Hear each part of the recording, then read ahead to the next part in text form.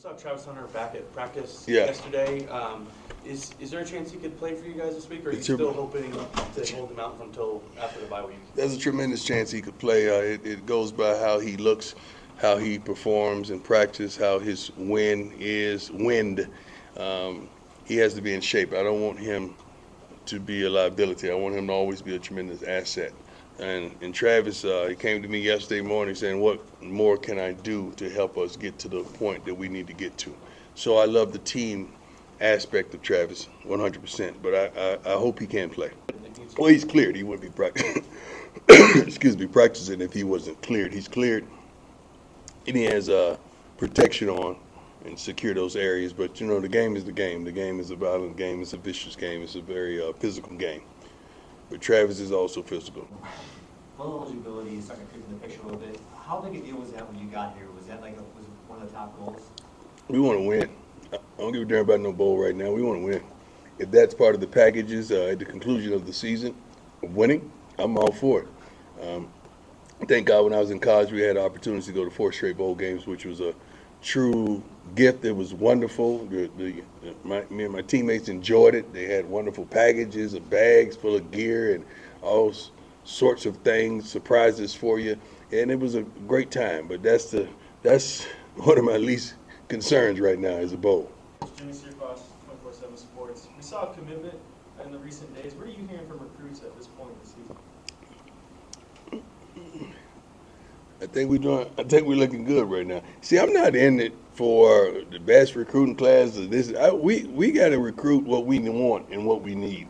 I don't give a darn what type of star they have besides their names, because once they get here, that star is gone, right?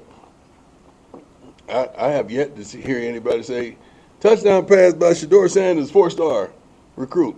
That's over. Once you get here, that's over. So I don't really care about that process, but how important the portal is for us. You can't even, all the guys that's going to be in the portal is not in the portal yet.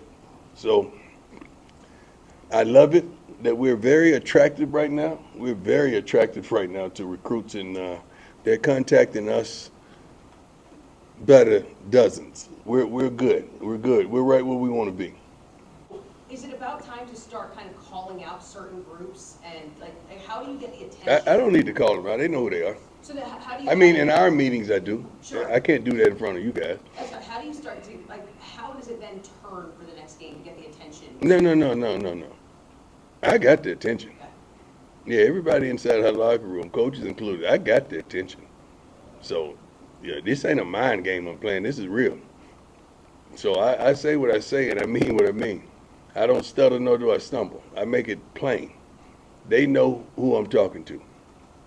Do you think the expectation is different for this upcoming game then? There's lofty expectations for every game, for me.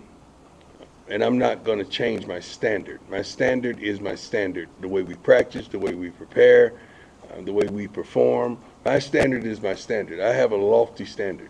That's why I'm here. Stanford week, just wondering what your thoughts are on that program. New coaches, well, I think it's back-to-back weeks, right? 2 new coaches, including myself, that's 3. We have a daunting task, not only defeating one another, but building our programs. And I got an opportunity to meet all the coaches at the Pac-12 meetings, and all those guys, to me, they were above board. They were cool. They were straight. So, I don't think any of these guys have any animosity, because they understand the challenges that we're up against, all collectively. But he's doing a great job to me. He's doing his thing. They're playing hard. They have fight in them. They won't give up. They have some specialists that are pretty darn good, and I love what they're putting on the field. It's going to be a great task. Hi, Coach. Isabel Hall from the Frederick High School Lantern. 2-part question. When did you develop a desire to mentor young people? Developing a desire to mentor young people probably started when I was playing high school sports. I always took it upon myself to target several young men and help develop them, not just as athletes but as men. I remember this one kid named Jip. I think he's passed away now, but he was real frail, real thin, real skinny, but he was like a comedian. And he was a pretty good basketball player, but we made him our water boy on the high school football team, but he was my dog. Nobody would mess with him or joke with him or clown with him because they know he was my dog. And I used to pick him up every day from school because I had a car, and he got the best of the best. If I had it, he had it. So that affection, affinity comes from way back when, but understandingly, it comes from my mother. We always had someone else besides my friend or my sister to live with us. She always extended a helping hand, and she was always gracious to the multitudes. And what do you like most about the mentorship role?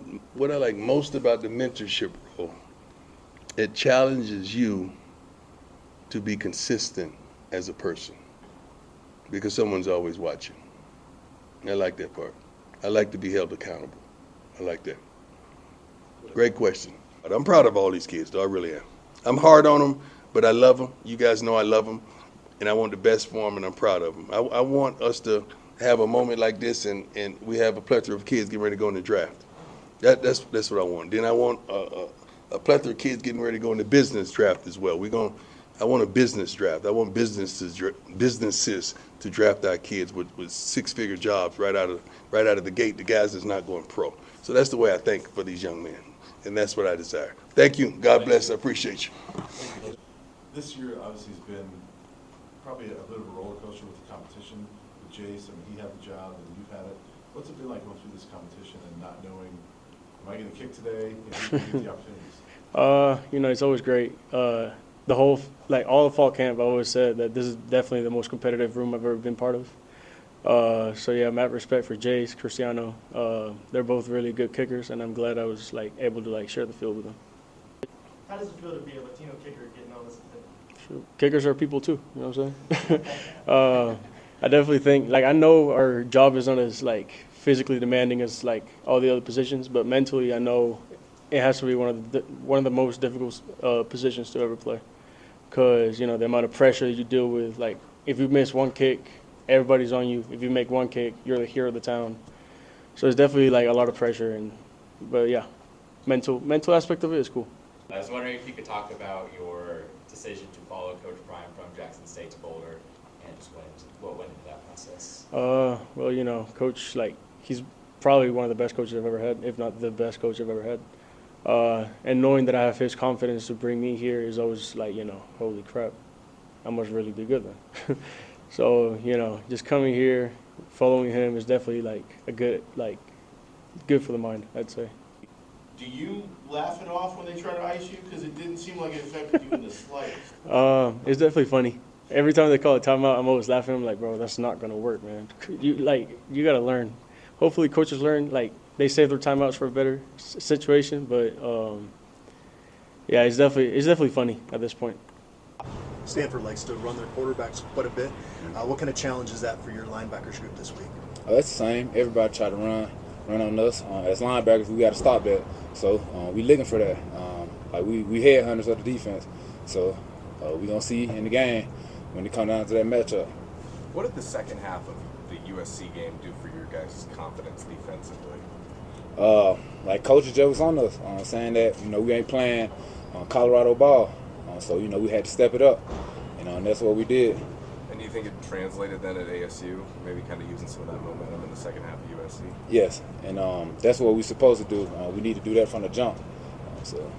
How was his message received by you and your teammates, and you being a guy who's an elder statesman out here? You've been another place that had high expectations. Yeah. How do you help kind of get that message across? So yeah, like Coach said, we won the game, but we didn't play to our full potential. And like I said, we started off slow on these past couple games, and they got on us. We need to start fast from the jump. We don't need to wait second, third quarter to get on these boys. And that's what it been. A win is a win, but we ain't satisfied because we know we left some stuff out there on the table. So You take things 1 week at a time. Yeah. But does it feel like this season's already halfway over? No, yes, fast. It's flying by. Before you know it, it'll be over. So. Is that a good message? It felt like maybe that was part of Prime's message to you guys on Tuesday, was just cherish the moment. And you being one of the older guys, is that kind of a role you take upon yourself to maybe go to some of the younger guys and say, hey, look, don't take what he's saying for granted? Yeah, like I be telling my some of my teammates or sometimes myself, like, do what you can while you can. So when you cannot, you will not wish that you would have or you could have. And that's all a part of that. Like I said, it's gonna fly by before you know it. So Facing a defense that likes to run the ball, or an offense that likes to run the ball this week, I mean, do you build off that performance and gain some confidence, knowing you're going to be tasked with stopping the run again? Yeah, absolutely. I think you look back at that in the last 2 games before that, we've done a lot better in the run game. So you want to build on that, and when we do our film study, we pull back on those games and we talk about our execution and the plays that we ran in that game and how they're comparable to the plays we're going to run or install for the next game. And just keep them encouraged and keep them going in the right direction. And I think we've done that for the last 2 or 3 games. So in a minute, people are going to have to change up how they attack us. And that's what we want. We want them to think, we want them to react to us, not us reacting to them. You've been rotating a lot of guys through in your group. Is that trying to figure out who you can trust, or do you like to have a rotation of linebackers? No, I like to keep them up at night. I don't want them sleeping easy. I don't want them thinking they got it made, because life is not like that. So we build competition every single week, every single day. And it could be a new starter in there, and you get your opportunity to play. All these guys have dreams of going to the NFL, right? A lot of them came here from the portal, and we're going to give them the opportunity to play, because what you don't want to do is cause cancer, but you do want to cause competition. And that's what we do every day in our room, and I think that's what we've gotten going. People from the outside look at this and go, how are they 4-2 with all those new players, all these new coaches, all this new everything? What do you tell them? What do you tell somebody you're trying to explain this for the first time who may not know you guys? We've been doing it for a long time, man. I get it's just football at the end of the day. It's blocking and tackling. It's real simple. You block and you tackle, you can win games. You run to the ball. You do those things well. I think what it is that you got to understand, every kid who played this game was me at one point, because I played this game, right? And so you have to tap into what they really want, and that's to be on the field, to start, and go to the NFL. If you can marry guys together who come from different programs with that one thing in common, then they'll do anything for you, because that's the end goal. It's not to be the MVP of the game. It's not to be singled out as the 4 or 5 star who came from somewhere else. It's about putting a total team together who wants to win and get to the next level. And I think that's what we've gotten these guys to buy into. We build a rapport with them. We let them understand what the expectation is, and then we hold them to that expectation. And we make examples out of the guys who don't meet those expectations. And I think that's how you have to run a football team. That's as honest as you can be with a group of players as you bring in from other places. Because most of the times when they come in, and this is their story, not mine, they were told something else and something else happened. So that's their point of view of the story. Wasn't there. Don't know if that's how it happened or not. All I can do is set the expectation, be truthful with them, and we continue to get on that field and play ball. From your vantage point, how does Travis Hunter look out there this week? I love seeing Travis out there. I just love seeing him out there. The fact that his feet are on the grass and he's running around and communicating, he's going to be ready to go. He's a dog, man. He is a competitor. He's been wanting to play since last week. And seeing him out there catching balls, I think 2 plays in practice, not this practice, last practice, he caught like 2 picks and a touchdown. So I was, I'm sleeping good at night. I can't wait to see him play come Friday. What time we play? It's 8 o'clock. Oh my God! All right, I'm gonna get a nap then. All right.